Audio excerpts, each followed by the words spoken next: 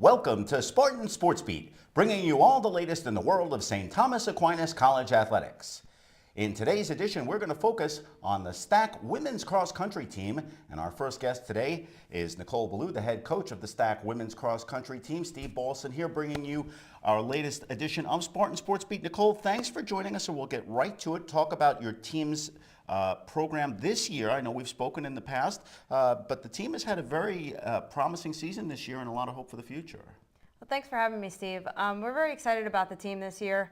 We started out the season knowing that we were going to be a little bit young, a lot of talent in our team as a whole, but I wasn't sure what to expect from our freshmen. They've stepped up right from the start. We've had a very deep team, and each race we've had someone different really run well, and it's led to us having a pretty strong season. Now, you've seen that not just in terms of lower times, but you've also seen it as the team has moved its way up in the regional rankings. Talk about that a little bit. Yes, I have. We started out the season, we jumped into the rankings at number 10.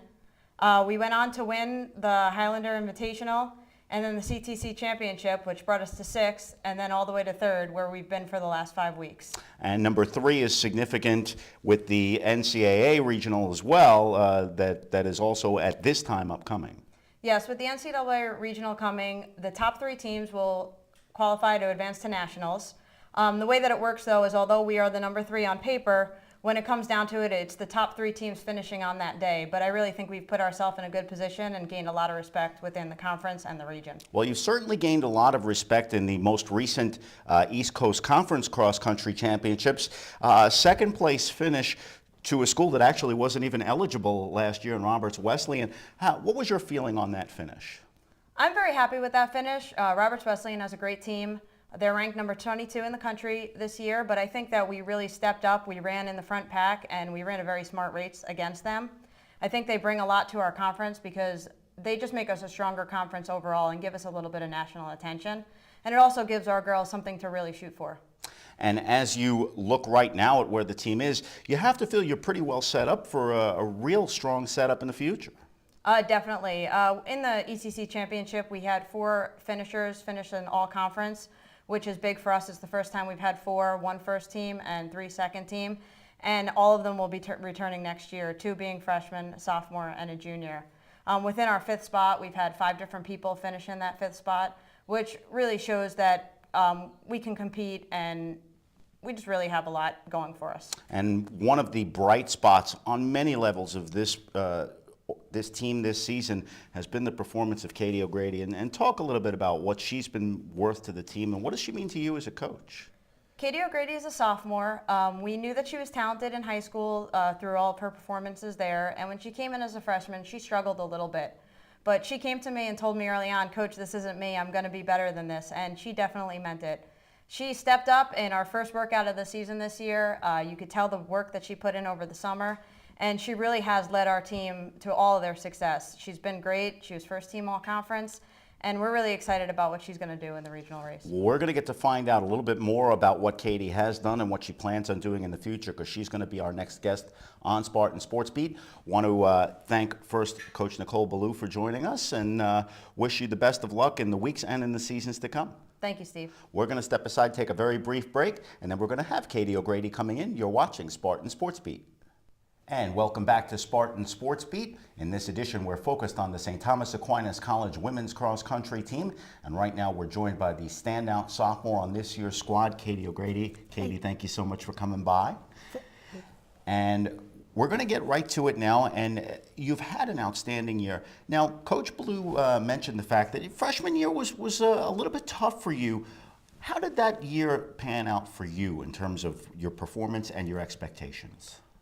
Well, that year I was just trying to make myself up to the top 7. It didn't work out as I had planned, but I tried my best. I tried to think that maybe I was sick from my senior year, so I was hoping just to maybe get better and to see how the year went on. Well, and that has evolved a lot. We're going to talk about that as well, into where you've been this year.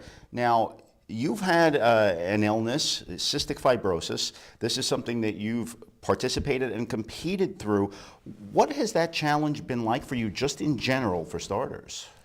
It's very challenging. I try to stay as confident as possible, looking at different videos of other runners who have different diseases, and it's been tough. There's up and down. It starts to mentally wear on you after a while, but I try to just remember my old accomplishments, every good race I've had, and it seems to work. And as the season looked up, I'm really confident. And for the uninitiated, cystic fibrosis has a big bearing on the lung capacity, and that's got to be especially difficult for a distance runner. Talk a little bit about some of the specific things that you need to do to compensate for that difficulty. I have multiple medication. I take an hour a day, well, 2 hours a day, but an hour for each segment. I do a vest, which is like, it looks like a vest, and it shakes up my mucus in my lungs. And then I do different nebulizer treatments, and that's like a mist that goes into my lungs, and either it takes care of any cystic fibrosis infection, which is the different bacteria that needs to be killed, or loosening up the mucus. And then there's another kind that loosens up the mucus at that moment so I can cough up as much as possible. And this is a lot. Of course, any athlete, especially one of the scholarship athlete at the Division II level, has challenges and tremendous responsibilities. But this is an even bigger commitment on your part.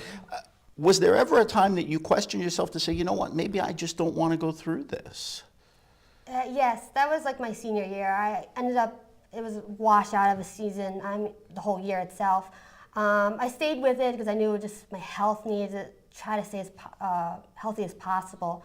At the end of my spring season for track, I ended up getting pneumonia, had to go on IV antibiotics, and that was tolling, and I lost so much weight. I really didn't think I was ever going to get back. That's why coming into freshman year, I just wanted to be in the top 7 or just do better. I kind of started thinking that maybe this is going to be the new me, just try to make it through and see what happens. And you speak about the situation and your condition so freely and comfortably.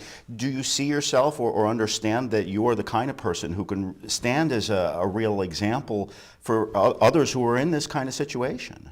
Yes, I try to get out there in the public, show people that I can really do stuff. Actually, my senior year during winter track, I did an interview with the Boomer Esiason Cystic Fibrosis Foundation, and that was a real experience, and I hope other CF people can learn from that. Yeah, and anyone who's afflicted by anything that they can work their way around or still participate through. Now, you personally had a big jump athletically from your freshman year to your sophomore year. What went into that? Was it training? Was it mental? Was it physical? Coach Ballou spoke about the big jump that you had from one year to the next. What do you think was the big difference for you coming into your sophomore season? I'm not really sure, but what I'm thinking is my lungs were so healthy for such a long period of time after I got the IV antibiotics that it was just physically I got better, not that like mentally I did. But I trained very hard over the summer. My plan, instead of top 7, was top 3, and I've definitely accomplished that being first on the team. That's not anything that I expected at all. And now, as a biology major here at St. Thomas Aquinas College, you still have a long road to go in front of you. What are your thoughts? What are your goals right now, athletically and academically, as you reach the midway point of your collegiate career? For academics, I want to get very high grades and then go into the physical therapy program somewhere, just like my mom was. And athletically, I just want to stay as healthy as possible. That's my goal all the time.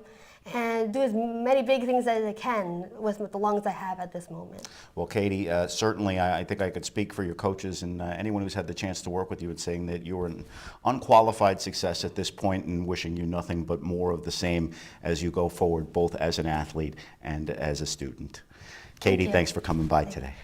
Katie O'Grady of the St. Thomas Aquinas College women's cross country team. And that's going to wrap up this edition of Spartan Sports Beat. I want to thank you all for joining us again. I want to remind you that Spartan Sports Beat is a production of JHP Productions. I want to thank our technical director, Brad Sarno, and thank all of you for tuning in and watching. I'm Steve Balson. Until next time, saying thanks again and so long from Spark Hill.